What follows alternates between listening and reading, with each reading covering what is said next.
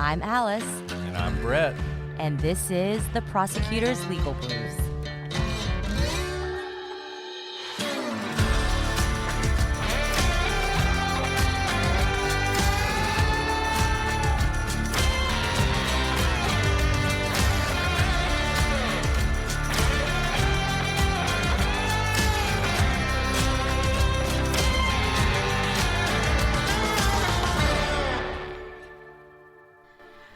Welcome back to the Prosecutor's Legal Briefs. I'm your host, Alice, and I'm joined, as always, by my captivating co-host, Brett. Hello, Alice. It's always good to be back with you. I wanted to call you recapping, but that's just a made-up word because we're here to recap week 2 of the Delphi trial. But I put a play on words and called you captivating because you are captivating, Brett, and you're going to be so captivating because this trial is going to go longer. We can't pull a Murdaugh here. I'm really sorry.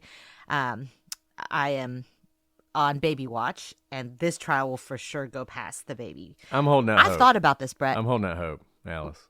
I'm holding out hope too, but I don't know, man. The prosecution is swimming along, and we'll go through what they presented this week. I will say the prosecution there have not been wasted witnesses. I will say each witness has been a good building block. Again, we'll go into that. But I still think that this will go past baby watch. But I am so committed to this trial. I don't know. Keep in touch with me, Brett. We might be recording from the hospital because this might be worth it. Exactly. And it is just us today. We had to record a little bit later, and Murder Sheet, as you guys know, have been given their all, so we let them sleep. So we'll be going through this. Obviously, we're not in the courtroom. We're going based on public reporting. Murder Sheet does an episode every day. They're doing a great job. But there's also a lot of print reporters who do have press passes, so they don't have to stay up all night waiting to get in, who've been doing a lot of good recaps as well. And look, do I wish this case was on television? No, because it's enough of a circus as it is. Would I like to be able to watch it? Yes. Is it necessarily a bad thing not to see every single second? No, and I'll tell you why.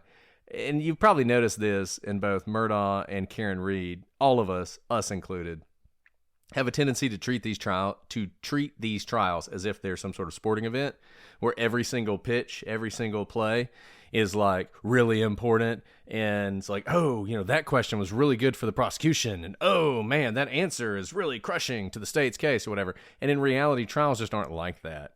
They're not even like that from witness to witness. It's much more sort of a forest thing than a tree thing. And sometimes when we are watching every single moment of it, we can get lost in the trees, and you see that sometimes. And this has really sort of allowed us to step back and see the forest, and I've appreciated it in a way. Obviously, Alice and I can't stay up all night waiting to get in line at Delphi, unfortunately. Maybe one day. I think that's exactly right because, and I will say the reporting has been very good. I feel like reading lots of different reports, listening to the Murder Sheet. Of course, our good friends Anya and Kevin are doing nightly reports from the trial. Go listen to them, subscribe to them. But listening to all these reports, it is helpful that, even though we're not there to listen firsthand, there's no transcripts yet, there's no videos, we're not seeing any of the evidence firsthand. I have a pretty good idea of what the evidence is, and I will tell you this. When you step back and you're able to look at the totality of the witnesses and not focus on the clickbait that are the articles, we'll go into one of these witnesses, but one of the clickbaits you probably saw this week was defense wins big by catching investigators in a lie. It's not what it seems, guys. Not what it seems at all. And if you listen to the totality of that witness, I'm not in the room with the jurors, but I'm pretty sure the jurors didn't leave that day and say, oh my gosh, caught him in a lie. For sure the defense is going to win. So we're going to walk through the evidence as we think it's been presented so far, again, because we're getting it secondhand like everybody else except for the people actually in the courtroom. But I will offer some kind of high-level thoughts. The prosecution is still presenting their case. There have been a lot of witnesses. I think they have been doing a very good methodical job of telling a clear chronological story that I think is easy to follow. And I think we can see this by the fact that the jurors are asking on-point questions. And the cross-examination, we'll talk about cross-examination, has attempted to insert Karen Reed level conspiracies in their cross examinations. By the way, that's not what you have to do in cross examination. I will say, because of the quote unquote success of the conspiracy theory people within Karen Reed's trial, I'm not surprised this defense is trying it.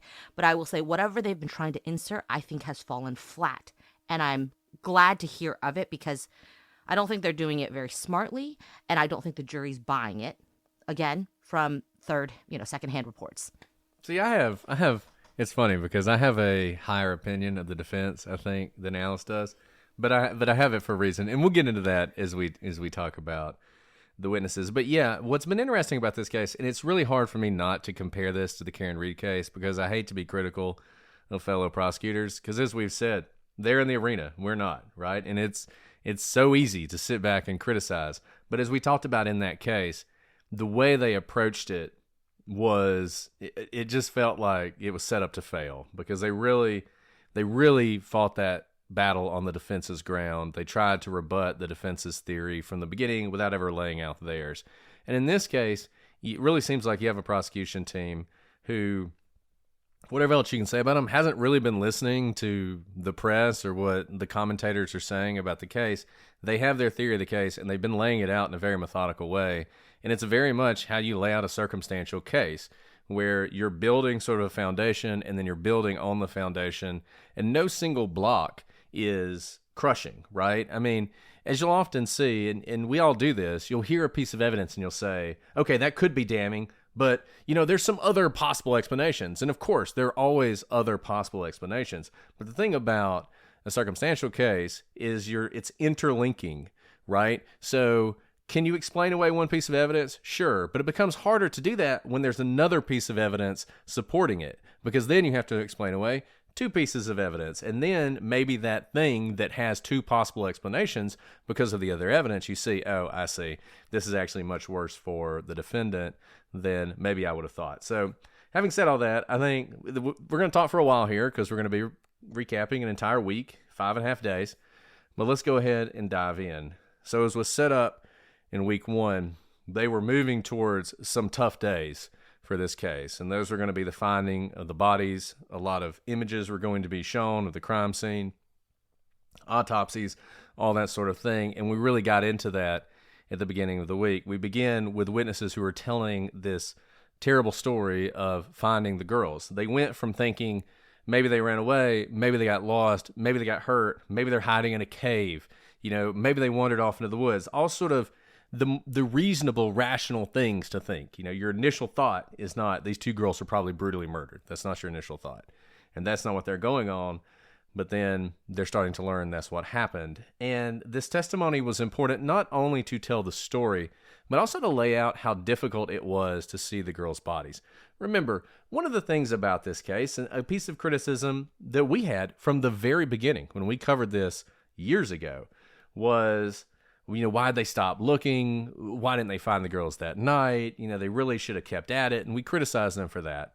But you're starting to really hear testimony explain, like, look, it was really dark. This is not flat terrain. It's rolling terrain. It's in the forest. This was not an easy search. And in fact, even the next day in broad daylight, it was difficult. You had one witness who testified that he actually walked right past the bodies. There was a group of people who were gathered who had been searchers. He walked right past the bodies up to this group of people who were at the creek, and they told him, you just walked right past the crime scene. The bodies are behind you. And he turns around and eventually finds the girls or sees the girls where they've been found behind him. And this is just sort of an example of how even in the broad daylight, it wasn't as easy to see the girls as you would expect. And this is actually something you see a lot in searches. It is not unusual to find people in places, frankly, that have already been searched. And that adds an air of mystery to that. Like, how is it possible? We walked right past them. How did we not see them? But in reality, that is something that searchers will tell you is really common, and it seems like something that happened in this case as well. Yeah, I remembering the time of year. It's February, so the trees are not green. Everything's brown, kind of the same monotone color, which makes it even kind of more difficult to see variations, especially in this rolling hill area. Now, this is why I'm really glad this trial is not televised, because it sounds like the crime scene was absolutely gruesome. There are witnesses that testified the ground beneath the girls was saturated with blood. This is important because obviously, if the ground is saturated with blood, then it means the girls were very likely killed on that spot. We've covered this in detail in other types of cases, but your body will pump blood as long as your heart's beating. But once you are dead and your heart is not pumping blood, there no blood is coming out. And so the fact that we know from autopsy later that they lived probably for a short amount of time, not an hour, but it was some amount of time. They were killed where they were cut where they were, and that's why the ground underneath them had the blood, because that's where they were. They were not moved there after death. Moreover, we found out that Abby's clothes were wet from the waist down, indicating she was in the creek at some point. Now, this is really important here because it's hard to square the defense's theory that the girls were removed from this entire hiking area and then brought back to the scene at some other time. But it is perfectly consistent with the girls being on the Monon High Bridge, being ordered down the hill, and then being killed that day after they had passed through the creek for some reason. When we covered this case a couple years ago, we had some theories about maybe the two of them breaking away, running, one of them getting across the creek and then being herded back because the other one was caught, something like that. We don't know yet why, but it does indicate, because the clothes are wet from the waist down, that indicates some sort of like running, that she wasn't thrown in there, because then you would expect her entire body to be wet. If it was waist down, you'd expect her to be upright, and she was the one kind of being in the creek. Now, the officers found, and this, okay, so obviously we've talked a lot about a bullet. And this is where we find out about the bullet. So the officers found a single cartridge between the two girls' bodies, and the point is pressed into the ground.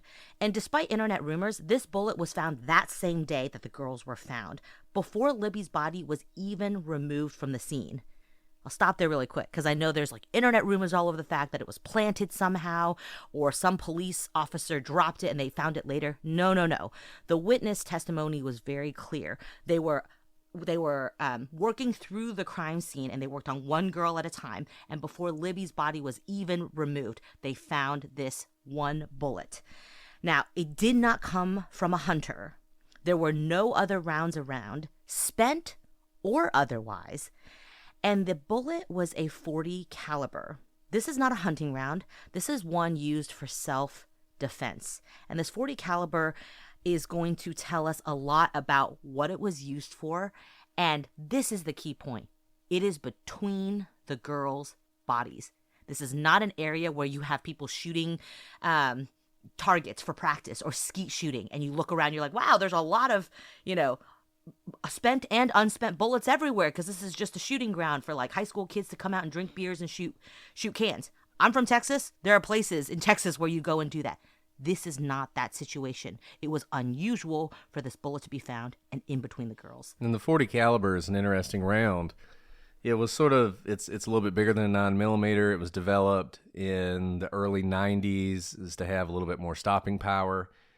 Police departments for a long time used it, and the defense has sort of put forward maybe this is a police officer's round.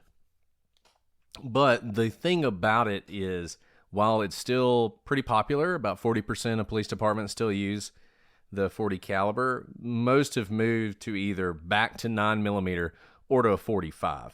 So the ISP, for instance, the Indiana State Police, they once used .40 caliber Smith & Wesson, which is what this is. That's the kind of round this is. But they actually moved to .45 caliber in 2013, about 4 years before this. And in fact, the prosecution, sort of anticipating this, has been asking police officers, did you carry a gun that day? A lot of them didn't. If you did you carry .40 caliber? So far, none of them have. And the other thing, those of you who know anything about firearms, it's hard to imagine how a bullet from a police officer's gun would have ended up here in any circumstance. Essentially, they would have had to have pulled their weapon for some reason and then racked a shell, which is what we assume happened here, that Allen or whoever did this had the firearm, racked a shell, which means, pulling the slide back to bring a bullet from the magazine in the grip up into the chamber so it's ready to be fired. And when you do that, if there's a round already chambered, it ejects that round. So that's what would have had to have happened. It's hard to imagine a police officer doing that anyway. So it seems like this bullet, it's either completely unrelated and just so happens to be the only bullet in the area, which is wild, if true, or whoever did this, it came from their weapon. And I guess just based on the testimony we've heard about people going on walks here, I guess I'm not too surprised that there aren't more rounds, because it doesn't sound like it sounds like there are more walking trails than there are hunting. And those of you who do hunting, you usually go hunting places where there are not public walking trails because of the danger of bullets ricocheting or accidentally mistaking a human being for, say, deer. And so the fact that we have several witnesses who will testify that they're here on a walk, I mean, Abby and Libby were here for a walk. So I'm not too surprised that there's not a ton of bullets around here, because they are not that far from the Monon High Bridge and the walking trails that are accessible for the public. And I'll just say one other thing about that, because I know a lot of you guys aren't necessarily into guns, don't really know guns. This is not a hunting round. You would not use this to hunt with. Now, what you might do is something Richard Allen is going to tell the police later. Sometimes when you go for a walk, you do carry a firearm with you, and it may be a sidearm, a pistol, because, you might see a snake or a coyote or something, or maybe another human being. I mean, that's a possibility. So, that would be why you had this gun. So maybe you could imagine, for instance, someone is on the trails, but they're, a little bit paranoid. They're afraid they're going to run into somebody like Bridge Guy, and so they got a gun on them, and that's why they have it. But it would have to be something like that. It wouldn't be, nobody's walking around with a .40 caliber shooting stuff, right? Like, that's just not what you would do. It doesn't even make sense that would be the case. And so the fact that it's a .40 caliber round instead of like a .22, for instance, a .22 long rifle or something like that, the fact that it's a .40 caliber, I think, helps the prosecution's case that this is related to this. It's not random. And so because this bullet is what we know the prosecution is going to use to link to Richard Allen, among other things, it is no surprise that the defense is going to go hard in cross-examination, as they should. And they're going to start with everything, not just the bullet, but how it was collected. Think back to the Karen Reed case. How effective the defense was there in attacking sloppy police work in the Blizzard situation. And that's what the defense tries to do here. So the defense asks on cross-examination about the collection of this bullet, repeatedly asking why it wasn't videotaped. So while this bullet was photographed, and the crime scene was photographed pretty extensively, I think on the first week there were like 140 something pictures of the crime scene, big long shots, close in and whatnot. He asked, why didn't you video this particular collection? The defense's questions indicated they didn't think enough photos of the bullet were taken while it was being removed. That whole situation. They're questioning the collection of it. But it seems like the bullet was actually collected and processed in the same way as all the other evidence. This is important. What your pattern and practice is important, and this is why it's important to look at the forest rather than the trees. Because if you focus on that one bullet, you're like, why didn't you videotape it? Why didn't you go in slow motion and do heat video as well so everyone could see what was happening? But if that's not what you normally do, and think about a murder crime scene will have many, many pieces of evidence being collected and documented. And if you've watched TV shows, you can imagine all those little yellow flags where they put numbers by all the different, evidence pieces that they're going to be documenting and then collecting, and there's someone taking pictures. You don't video every aspect of your collection process. First of all, you probably have so many aspects that you're collecting. There's not enough people. Literally, there are 2 girls' bodies. So you don't have video cameras trained on them while you're collecting every fiber, every hair, every wet sock, every branch. And so what comes out in the cross-examination is, you're right, it wasn't videotaped. but we don't videotape the collection of evidence. That's not the policy. It's completely, it's actually, it probably would hinder the process, because what do? Wait all day there until the person who's documenting the saturated ground with blood to come over so he can videotape the 2 seconds it takes me to lift the bullet up and put it into the secure evidence bag. And so this is what's important, is what typically happens. And what we find here is nothing was out of the ordinary for the collection of the bullet. Now, I don't want to spend too long on this, but Alice makes a lot of really great points, and I think it's worth thinking about this. So the defense, and oftentimes defense, they're arguing from the gaps, and they're arguing from 2020. So when I say arguing from the gaps, they're saying like, well, if you didn't do it, how do we know, right? Like, if we don't have, and think about what you would need to know that the bullet that we're now saying is the bullet that came from that place is the bullet they removed. You wouldn't just need videotape of them removing the bullet, because what if after they turn off the videotape, then they switch the bullets? How do we know you didn't do that, right? So you would actually need the videotape on the bullet as the bullet is moving into the bag, or the little pouch. Then we have to follow the pouch with a videotape to the car, get in the car with a bullet, drive the bullet to wherever it's going with the videotape, put it in the evidence locker, set up the videotape so it's constantly watching the bullet, follow the bullet to where it's going to be tested, follow the bullet back to the evidence locker, videotape that. Then when we get to the trial 2 years later, we'll have 2 years now of video constantly on the bullet to ensure that at no point it was removed or changed out. We would need all that, right? I mean, that's essentially what they're saying. And that's the first thing. And we would need that for all the evidence. 8,000 pieces of evidence. And that's the other thing. We all know now the bullet's critical. At the time, it was one piece of possible evidence around the scene. So how many videotapes do we need here? How many cameras do we need trained on every single thing that we're doing? Right? I mean, just the idea that that's how you would collect evidence is silly. What you do is exactly what they did. You take a picture of it, you pull it out, plop it in the bag, take a picture of where it was, and move on. And maybe the bullet's important, maybe it's not. Now we know it is, and so the defense is like, man, this is the most critical piece of evidence. I can't believe you didn't take more pictures. Well, that's fine, but you have to think about this in sort of a rational way. If your assumption is the police are going to plant evidence and switch out evidence, no amount of surveillance on the bullet is ever going to satisfy you. And I understand this is a good tactic by the defense. It's a standard tactic. You're always going to see it, but it's not rational. It's not reasonable. It's just a really good tactic. But if you think about it for any period of time, you're like, okay, this doesn't actually make any sense. Yeah. And we'll see, we'll see what sticks, what doesn't. But I'll just tell you from an investigative point of view, the fact that it was established this was not out of the ordinary protocol for collecting the bullet into evidence was very powerful response for the prosecution.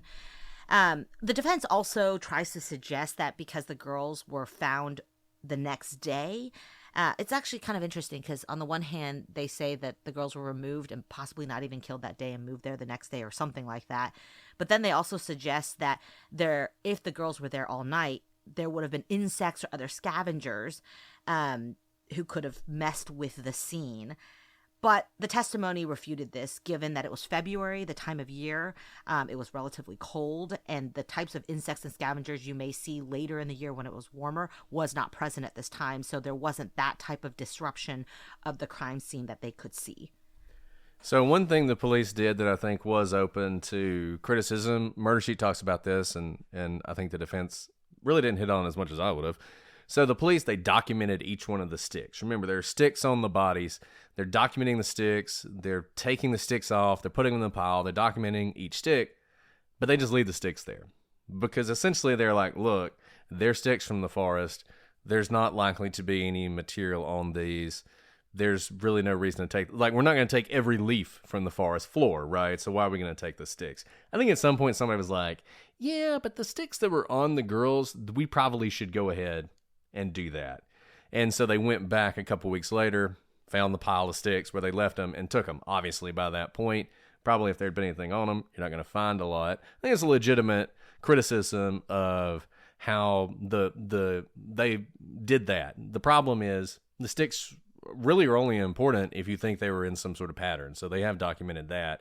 The bullet is more damning, and I think that's why they spent more time on the bullet, because you can criticize the police for the stick stuff, but it doesn't do you as much good if you're trying to tear down the prosecution case about the sticks. Whereas the bullet, you really need to undermine if you're the defense. Yeah, I think that's right. And it's always hindsight 2020. Maybe they really should have known to take it at the time. But when you're talking about a crime scene, I think we talked about this in the Murdaugh case as well. It's always like a judgment call for crime scene investigators to decide what is the crime scene, like where to rope off, what to collect. And I can imagine it's even more so when you're talking about an open forested area. Like, what is your limit? Like Brett said, you're not going to collect every single leaf, but maybe some of those leaves are important. And you're making snap judgments really on the spot because it's going to get dark soon and things change hour by hour, especially when you're in nature, right? And so this is absolutely worth, hitting the prosecution on, but just putting it into perspective of you don't show up to a crime scene and there's already like lines drawn for you. You have to make your judgment call. What is the crime scene? Now, the video that we've all talked about and heard about for so long that came from Libby's phone was shown to the jury. And it was recorded on an iPhone 6.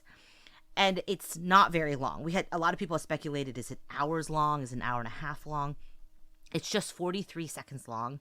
And there's only a very brief image of Bridge Guy. And from the video, when you see it completely unaltered, not enhanced, not straightened, Bridge Guy appears to be very small and in the distance. And you see Abby run past the camera. Presumably Libby is the one holding the camera.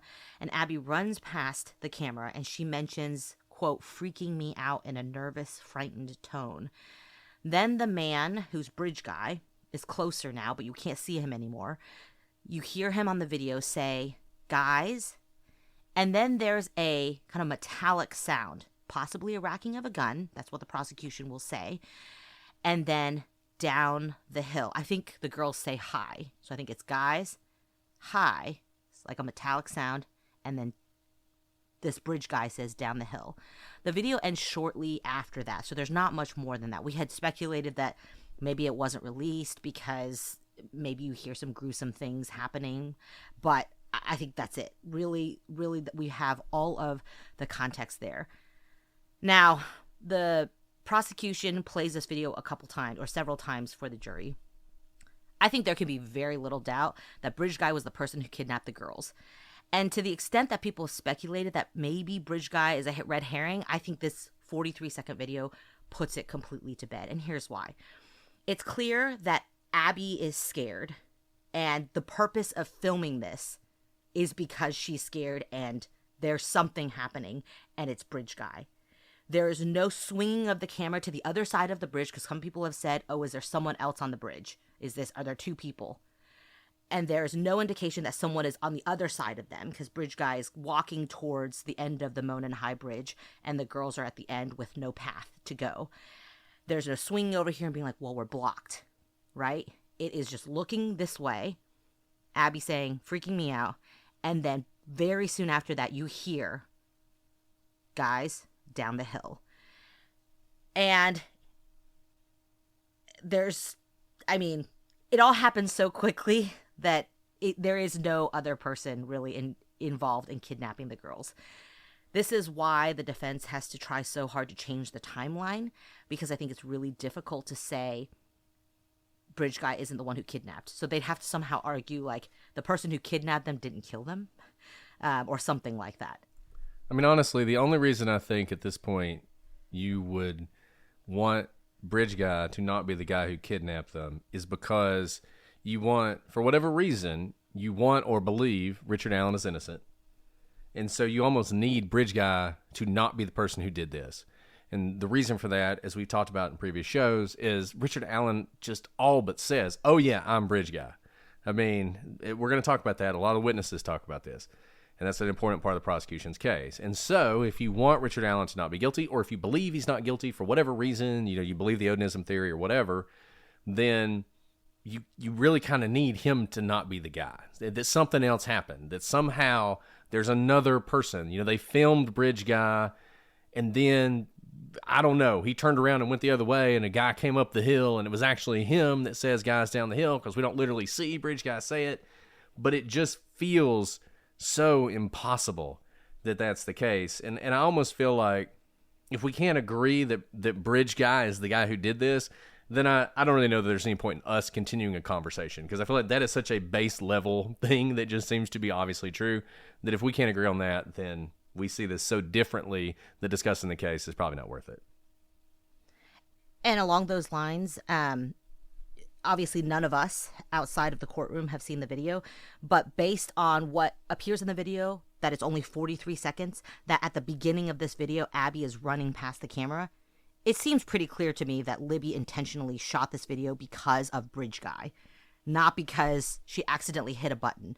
It appears that Abby was scared before the filming started, and something set them off. We have heard testimony from the very first day of witness testimony that Libby was an alert, bright young lady who was really wise beyond her years, and this seems consistent with being wise. When you know something's a little bit off, someone is quickly approaching you, you have no path behind you, and you turn around and start filming. And it wasn't very long, but I think the point was to try and capture what was happening. And that's why it starts with really Abby running past, because I don't think Libby started filming and then Abby got scared. They were both talking about it and they were both scared, which is why the first things we hear are, "It's freaking me out." They already know what they're talking about. So now that we know Bridge Guy's the guy and he's the killer, and I think the prosecution feels like, hey, we agree on that, right? If you did, it's kind of like what I was just saying. If we don't agree on that, then I guess you're going to vote not guilty. So we move on to the witnesses who saw Bridge Guy.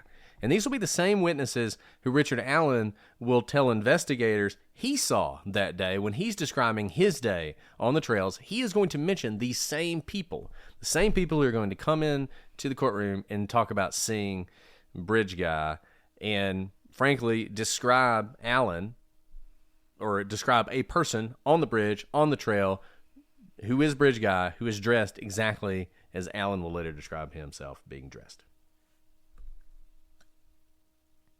I thought this was incredibly powerful. I think the prosecution laid it out. Boom, boom, boom. They first talk about Bridge Guy, and then it's not just witnesses placing Bridge Guy there, but it literally is Richard Allen's own words putting himself there, seeing three girls there, wearing the same thing as Bridge Guy.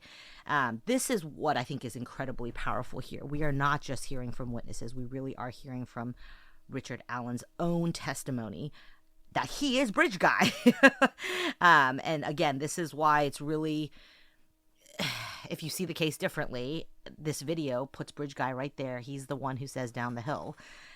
Now, let's start with a woman who was 16 years old at the time, and she was with that group of girls. She said that she saw Bridge Guy who glared at her, and this struck her as unusual and unsettling because Indiana is a relatively friendly place, and they're on a, trail. It would be typical to smile at folks in this area, but that was not the aura Bridge Guy gave off. And it was a moderate day weather-wise, but she testified that Bridge Guy was overdressed. He had a coat on, he had a face mask, and the only thing she could really tell based on how overdressed he was that he was Caucasian. She said that the image, this is important, no matter what she remembers from seeing that guy or how she described him after the fact.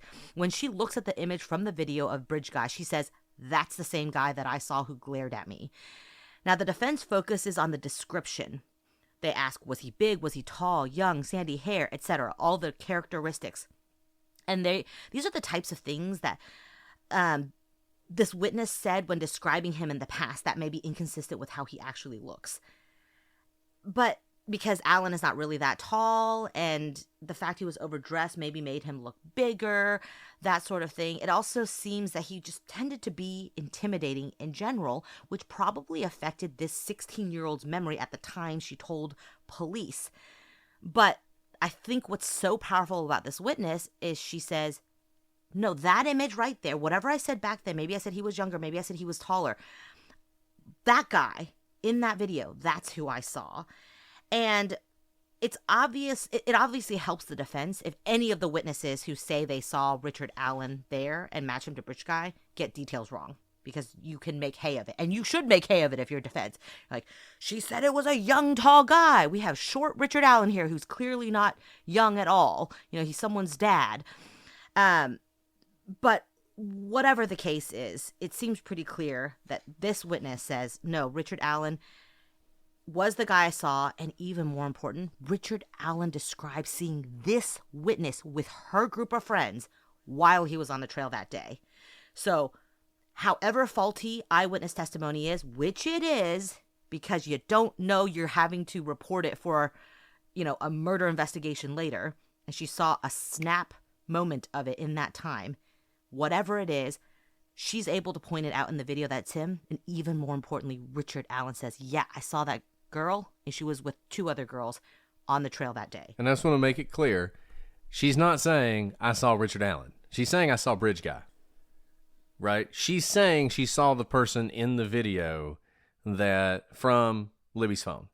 She is absolutely unequivocal about that, and that's important because the person she saw seems like it is Richard Allen based on Richard Allen's own words. But she's not going to say, and that's the man I saw. And the defense, and I think some of the defense's, PR team made a point that, well, no witness got up there and said, I saw Richard Allen. Well, of course not, because Bridge Guy dressed himself in a way to avoid being identified. That's why he's wearing the big coat on a warm day. It's why he's wearing the face mask on a warm day. It's why he's wearing the head covering on a warm day. It's why she could really only say he's Caucasian, because the person who did this knew they were going out there hunting.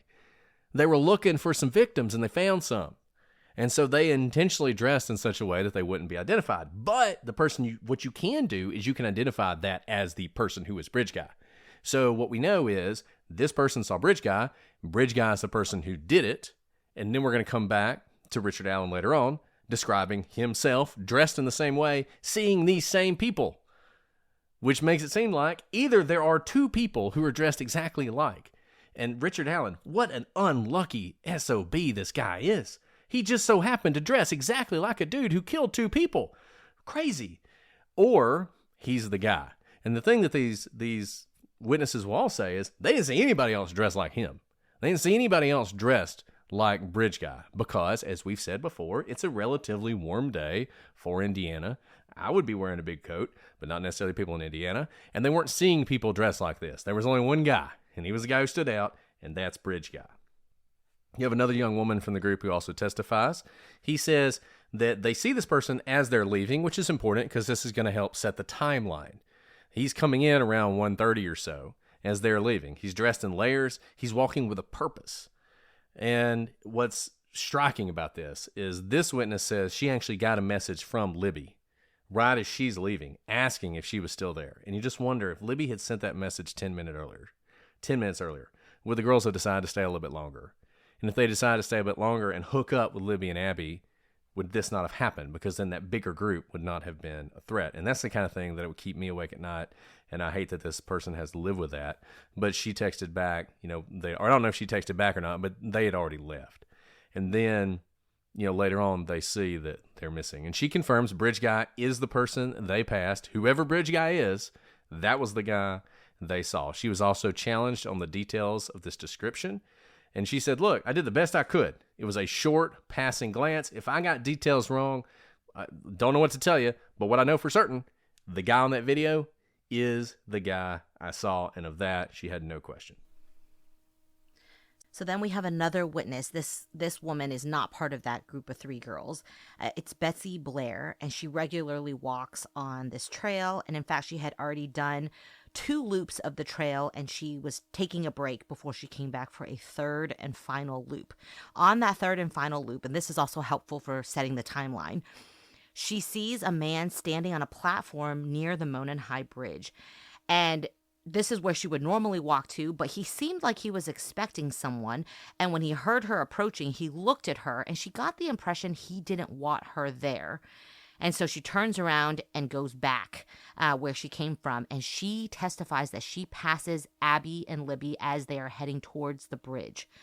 And she mentions, okay, so last week there was like a fight outside of court about whether to let in the sketches. Remember how there's two sketches, one of a younger man, one of an older man, and the judge ruled that the sketches weren't coming in.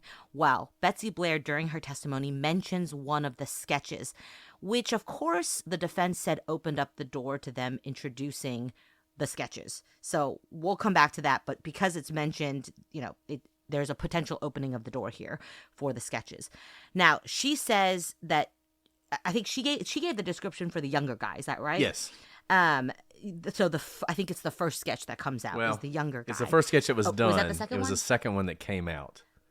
That's right, because she took her a while. Okay, yes, that's right. So she was the one who gave the description for the younger guy picture, not the older guy picture. And when asked, she said she didn't get a great look.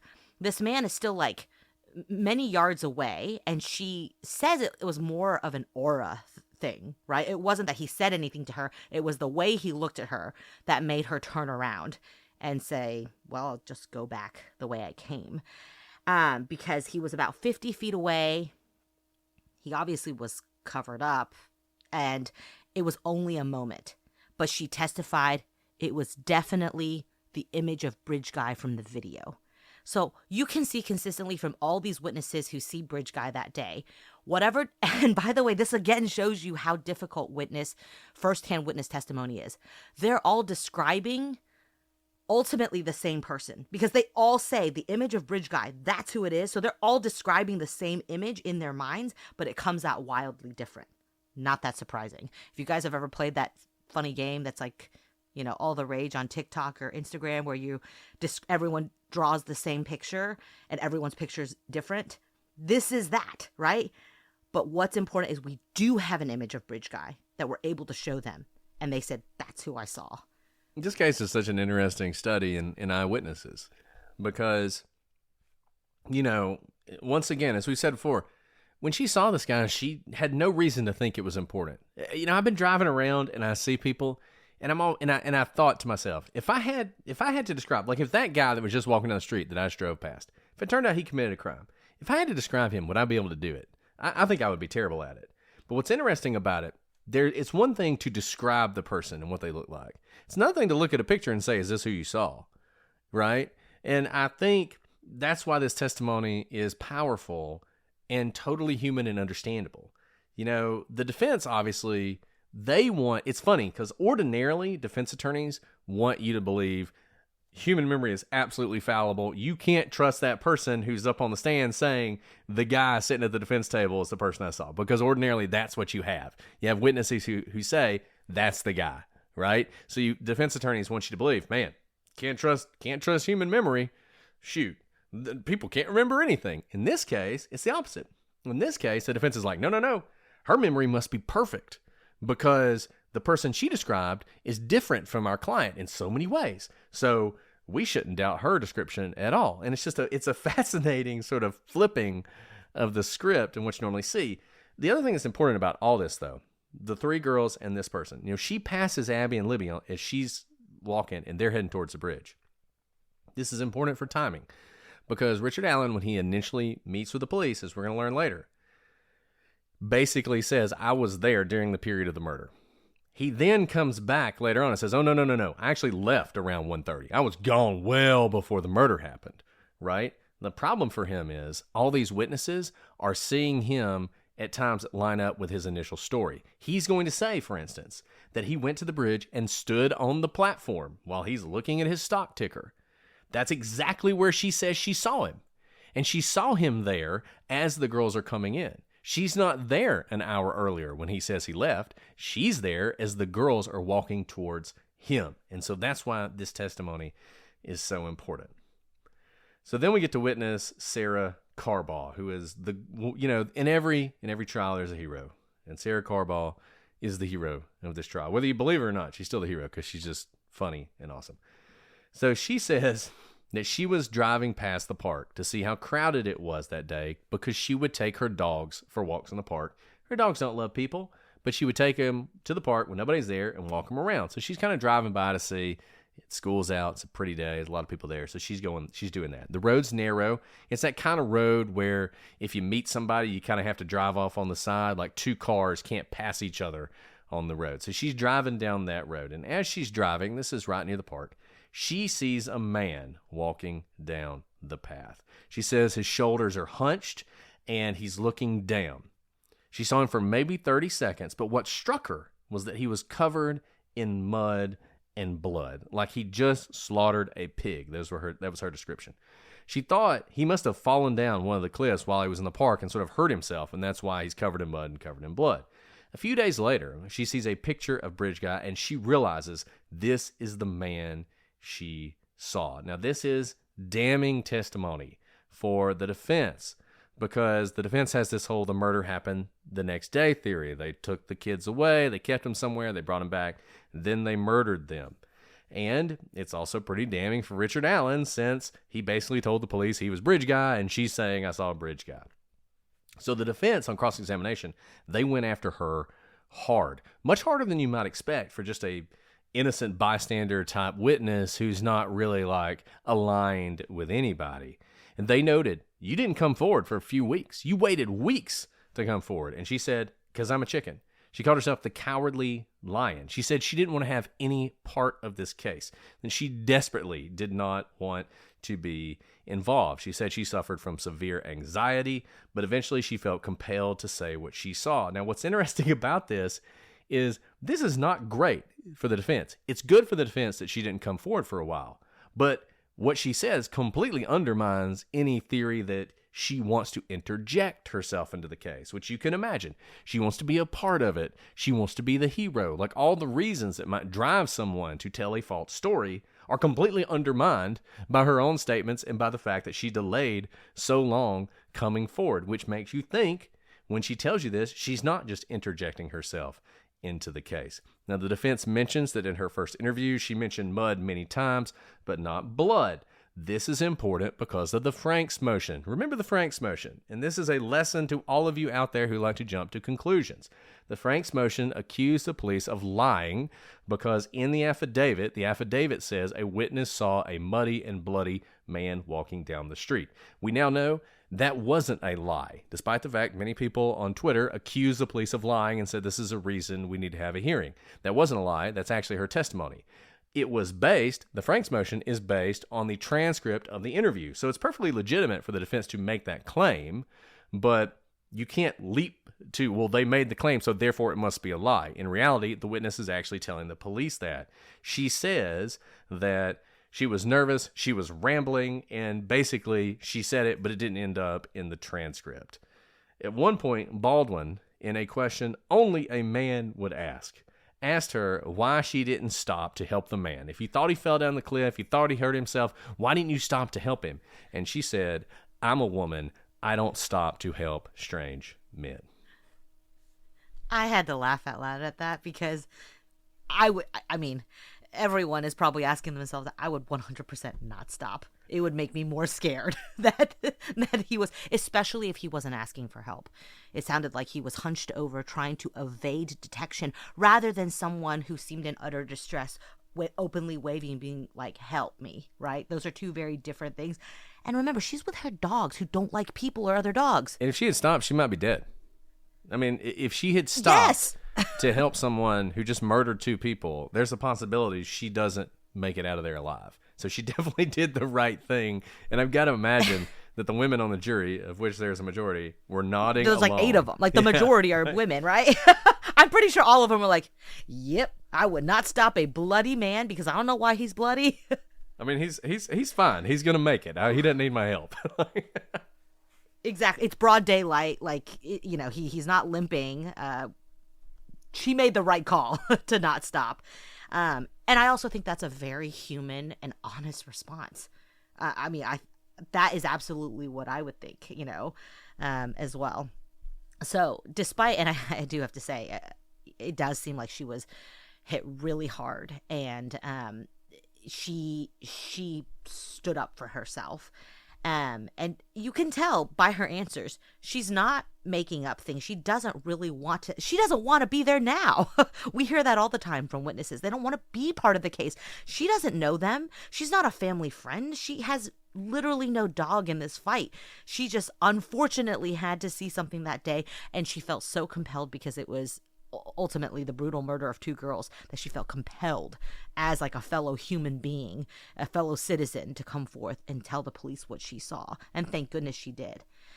Now, the pathologist also testified, and this was obviously very difficult testimony for the jury because the girls' autopsies photos were shown. The most interesting testimony, though, was about what kind of knife made the wounds, because we now know that they were not shot, they were cut and bled out, and that's how they died. And this is always speculation, of course. We know that there are gashes on the girls that caused their death, and you're always doing your best to know, to try and figure out what caused those wounds. Every pathologist does this. But these wounds in particular, the pathologist said, were unusual because they had a character to them that made them seem like the knife blade wasn't a straight blade. Initially, the pathologist thought maybe the knife had a serrated edge. That's why it wasn't like a clean cut. But during testimony, he said the wound was also consistent with a box cutter. This was a big moment, obviously, because where the unusual aspect of the wound was caused by the thumb of the guard running along the edge of the wound, which is probably what caused it to look like it wasn't a straight edge. Now, this is critical because we know in one of Richard Allen's confessions, he said he committed the murders with a box cutter from CVS where he was employed at the time. The defense, of course, cross-examines this hard, as they should, because box cutter is something that just stands out to you. So they ask him, and this is a valid question to ask, why did the pathologist change his determination from serrated knife to box cutter and so late? These are all legitimate attacks. And by the way, this happens in trial. This is why we say that trial is like a live circus. You can prep all you can read all of the reports, have met with your witnesses, and things can still come out because we're all human beings, and the way questions are asked, trial's not scripted. As questions are asked, think about each conversation you have. This is like a choose your own adventure. The way questions are asked may elicit different memories or cause you to think about different things. So on the stand, as he's being asked questions, he's like, you know what? It could be a box cutter that made this cut. So the doctor actually has a good explanation for how he ended up where he did, and that he's not just creating something out of the blue. And look, I mean, perfectly legitimate attack, good attack. Bravo for the defense. I mean, that's exactly what you do. So you're now changing your view. Before you said it was a serrated knife, now you're saying it's a box cutter. There are serrated box cutters, and we learned later that Richard Allen is like an aficionado of box cutters, so it wouldn't surprise me if he had some serrated box cutters. But nevertheless, what the guy's really saying is it's that thumb guard that's causing that injury. You know, I mean, I don't want to get too graphic, but as we've often said, one thing you often see with stabbings is you don't just see the knife blade, you actually see the guard. If you stab someone, oftentimes stabs are so deep that they go beyond the blade. The guard will actually go into the body, and you'll see that on the wounds. And so pathologists can see that and say, look, it's a knife with this kind of guard. I think we're going to see that in the Idaho 4 murders, that was one way they knew what kind of knife it was because of the guard marks. But nevertheless, just put yourself in the police's position. You know, if you think this seems unusual, like this, oh, how convenient that now he says the box cutter. Imagine you're the cops. The guy you've arrested, the guy you think's guilty, confesses and tells you, I did it with a box cutter. What is the first thing you're going to do with that information? You're going to walk over to the pathologist's office and you're going to say, hey, question. You've looked at the wounds. Are they potentially consistent with a box cutter? You're going to ask that question. And the pathologist, who up to that point had no reason to think it was a box cutter, maybe didn't think of a box cutter, is going to think, He's going to look at the wounds. And maybe he's going to say, you know what? They are. I can see how a box cutter would make that wound. That is, you can imagine that happening. The defense is going to say, whatever, you're just changing your position because the police said a box cutter was used, and so now you have to say a box cutter was used. And some of this is going to come down to the jury. We can't say what the jury is going to think. Listening to the testimony, judging credibility, judging whether or not that witness is changing their testimony because of new information or because they need to do so to fit the prosecution's theory, That is a legitimate question. That is the kind of question that is the whole reason we have juries, is to make that kind of judgment, and we'll see what they say in the end. So after this, we move on to a cell phone expert. So the phone, at some point it does stop. We talk about it changing elevation at one point of about 2 stories. This is probably when they went down the hill. Remember, we talked about this with Karen Reed. There was, did it actually travel up and down stories? No, it just changes elevation. So probably it went down the hill. It measures this change. This was between 2 and 2:30. The phone stops moving this is my understanding, at 2:32, and it does not move again. They talked a little bit about the battery taking power conservation steps. So basically, it starts putting different things to sleep. And all of you who have phones know this. As your battery goes down, the phone starts taking steps to preserve your battery. This is the kind of thing, by the way, at some point the phone is going to receive a lot of information, and there have been questions about why did that happen. The defense's theory is that for reasons that are unknown, after the murderer took the girls away, brought the girls back, murdered them, they then turn on the phone for some reason, I guess so everyone will know when they committed the crime, and they received a bunch of messages, and so that's what happened. This is sort of getting into, though, the kind of thing, the kind of explanation, the phone is taking certain steps. There's all sorts of reasons maybe it didn't connect, didn't update until that point, and I think we're trying to get into that. But one thing we can say for certain, or at least what the expert says, whether you believe them or not, is the phone was never turned off, which is also interesting because if it was taken away to some of the location, some third location where the girls were kept, you would think there'd be evidence of that. There does not seem to be that. The battery actually died sometime after 4:30 in the morning. Now, the defense asked about Richard Allen's devices and whether there was anything connecting him to the crime. The answer was no. On redirect, McClelland, who's the prosecution, cross-examination really is an art. It's wild. And you have to be it's careful. Wild. Because you are opening doors all the time, right? And when we're sitting over there listening to cross-examination, we're listening for potential hooks.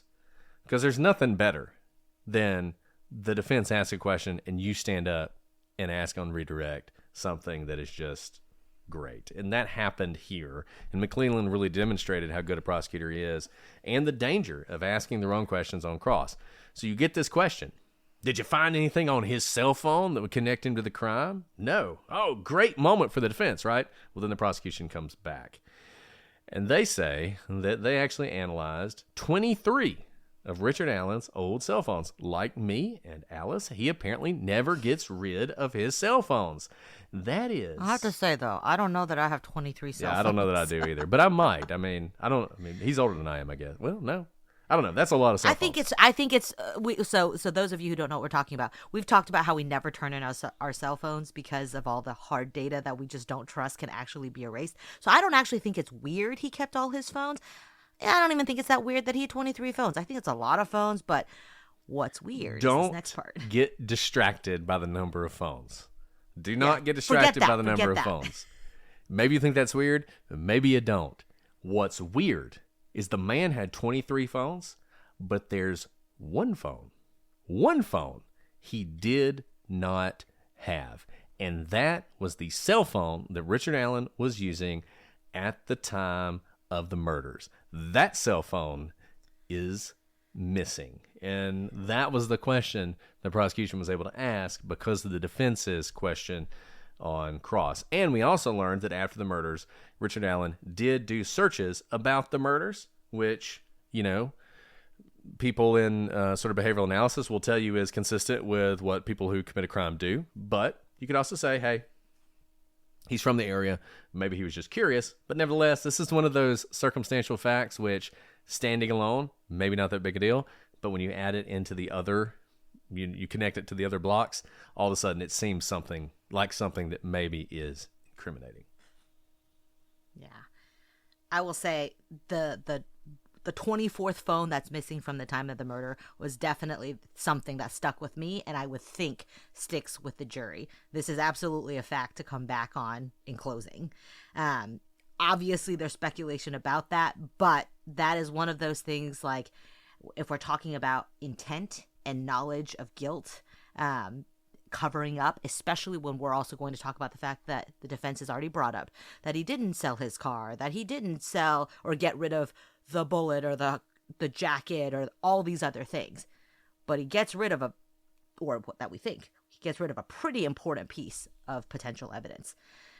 Now, we also heard from Kathy Shank. So Kathy Shank, we've talked about heroes in this case. She would be another hero because she is the person who figured out the Richard Allen tip issue, that it was accidentally basically brushed aside when it should have been followed up on. So Kathy Shank had been in retirement, but she heard about this double murder and felt compelled to help. So she became a volunteer for the investigation, which really was like filing away paperwork because they were getting lots and lots of tips. There's lots of paperwork generated from these tips, and there were just boxes of papers that she was filing away. And she volunteered for years on this investigation. She went through tips, and when she was going through these tips, she came across a Richard Allen Whiteman and realized that there had been an error. She realized that someone had talked to this person and had recommended further contact, but nothing else happened because the name was wrong. His name wasn't Richard Allen Whiteman, but rather a Richard Allen who lived on Whiteman. And she takes this interview that was supposed to be followed up on to investigator Tony Liggett. And he found the report, and she found this report. She could remember this on the stand. She said, I found this report on September 21st, 2022. And when asked, how can you possibly remember that date? This was actually a very human moment. She said, I remember that date because it was my deceased husband's birthday. And the reason that date matters is because obviously this is a more than 5-year delay from the original Richard Allen report. And you have to explain, why was there a 5-year delay? And Kathy Shank explains it very clearly what happened. And it also rebuts the defense's theory that Liggett, who was running for sheriff, felt like he needed a big win in order to win his sheriff's race. One thing that Murder Sheet pointed out, which is absolutely true, Liggett had already received the Republican nomination at that time, and Delphi is hard red, so he was going to win sheriff. He didn't actually need an arrest to get it. I don't think it was a contentious race for him at all. So that's silly, but nevertheless, this fact she's kind of like the lady, who called herself the Cowardly Lion. It is really hard to paint somebody as part of conspiracy or doing something nefarious when they just come across the jury is so human, and this was such a humanizing fact. She literally did this for free out of the goodness of her heart. Like, she was in retirement, and it wasn't like she did anything sexy for the case. She literally filed away paperwork for years because it needed to be done. So then we have Dan. And by the way, thinking about all the paperwork she was filing away for years, she could have easily missed this as well. Because you'll see that the Richard Allen Whiteman error, I've seen that type of error all the time, where someone's name is slightly wrong because the address is pushed up to the name, or the middle name becomes the last name. So she was really paying attention. I just want to give her a little moment because this was a big deal. It could have easily been missed yet again. And I also want to say, some of the critics and the defense obviously are going to say, man, what a sloppy investigation. It took you so long. It took years. I mean, God, just you people must be terrible at your job. You misfiled this and all this other stuff. Okay, fine. Legitimate criticisms. But what I see, call me biased, what I see is some people and some investigators who were so committed to solving this case and worked so hard for years and never gave up and kept looking. And by God, because they kept looking and they kept working, they realized the mistake that was made. And when they realized it, they capitalized on it. And if Richard Allen's guilty, they found the guy. And that, to me, is such a amazing story of never giving up in your search for justice. And I get the defense needs to present it as something else, and that's their job. But that's not how I see it. Would it be nice if everything had been perfect and they realized this 5 years ago? Absolutely. Of course it would have. Everyone agrees about that. But the thing about investigations is everybody involved in it is a human being, and they're trying really hard, but maybe they make mistakes. But it is so great when perseverance wins out and they're able to accomplish something. And that brings us to Dan Doolin, who is actually the person who made the report. He is the Department of Natural Resources guy who first talked to Richard Allen. Now, he is law enforcement, carries a gun, can arrest people and everything else, but he is ordinarily somebody who's enforcing laws involving natural resources. So you're fishing without a license, he's the guy, right? You know, you're spotlight hunting at night, he's the one giving you a fine and seizing your guns. You know, he's the one making sure you're not riding your four-wheeler down the trails when you're not supposed to. I mean, that's like his job, right? But this is all hands on deck. Everybody's coming together. Every law enforcement officer is pitching in, and he is doing that. He actually comes back from vacation on February 16th, joins the team, goes down to the scene, sees the scene, goes out, starts investigating people on February 18th. He is tasked with following up on this tip that came in. Some guy said he was on the trail and wants to talk. That's Richard Allen. He calls Richard Allen. Richard Allen doesn't want to meet at the station, which I understand. I wouldn't want to go to the police station either. And doesn't want him to come to his house. Also understand. I am in law enforcement. I do not want law enforcement in my house. Okay? Got nothing illegal here? Still. I don't know about you guys, but like, I remember the last time I had a flat tire. I'm on the side of the road trying to replace my tire. Police officer pulls up. And he's like, "Can I help?" And I'm like, "Nope. You can go on. You can go. I don't want you around me. Like, I don't know what you're gonna find. Can like, I help? No. like, I'm good. I got it, officer. Thanks for your help." And so he That's left. actually a really good point. That when I left CrimeCon and was hit by that lady high on meth, the police came and he was like, it was really hot out, and he was like, "Do you want to sit in my car, like in the back, you know, where it's like where criminals sit?" And I was like, "Nope, I'm good. sure I'm don't. Yeah. I'm not gonna put myself in custody. Thank you." Which, having said that, you should always talk to the police and tell them everything whenever you see them. Anyway, so I don't find this unusual at all. Richard Allen's basically like, "Hey, meet me in a public place." So he meets him at a grocery store. I'd like to think it was a Piggly Wiggly, but it's probably not. But it's in my mind, it's a Piggly Wiggly. He meets him at this grocery store parking lot, and he tells him the story. And he says, "Hey, I was at the trail from 1 to 3, though he actually corrects himself, says, actually, no, I was there from 1:30 to 3:30. He says, "I saw 3 girls at the Freedom Bridge." We've heard them testify earlier. He says he parked at the old Farm Bureau parking lot, which is what people called it, but it was actually the CPS building. They sort of worked through that and realized, actually, it's the CPS building. He says he parked. He walked to the high bridge. He says he was looking at stocks on his phone. He was standing out on one of the platforms on the high bridge. He remembered the 3 girls, and those are the 3 girls who would end up testifying at his trial. Guys, everything he said, the prosecution put on a witness who literally testifies to what Richard Allen says he did. He says he parked at and then walked. We have someone seeing him walk after the fact. We have someone seeing him on the platform he was on. We have the 3 girls, 2 of the 3 girls who've testified so far. I mean, this was actually, I thought, very good pacing of the trial by the prosecution, because now we're hearing Richard Allen's own words, and we had just heard from all these witnesses who independently are saying exactly what Richard Allen says he was doing that day. I thought it was a puzzle piece coming together. And look, you might wonder, and people have wondered, if he were guilty, why would he do that? That's why he would do it.